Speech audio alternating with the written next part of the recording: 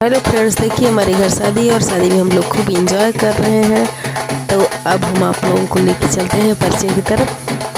तो ये हमारी सारी दोस्तें हैं और इंजॉय कर रही हैं, सब डांस कर रही हैं। और ये जो घूंघट में लाल घूंघट साड़ी पहन, ये मेरी कुमकुम दोस्त है, कत्थई रंग की साड़ी पहनी हुई बच्चे के साथ है। और एक मेरी ये दोस्त है शीशम, जो रेड साड़ी में है। और ये मेरी घूंघट में भाभी है, छोटी वाली भाभी है मोनी भाभी। ये सभी लोग मिल के डांस कर रहे हैं, शादी इंजॉय कर रहे हैं। और ये मेरी एक भतीजी है, ब्लैक दुपट्टा में रेड सूट में, कित्तू, ये भी डांस कर रही है। तो देखिए आप लोग इंजॉय कीजिए। अब आगे मैं बताऊंगी नहीं, आप लोग बस डांस देखिए। हमको तो बड़ा मज़ा आ रहा है देखने में, आप लोग भी देखिए।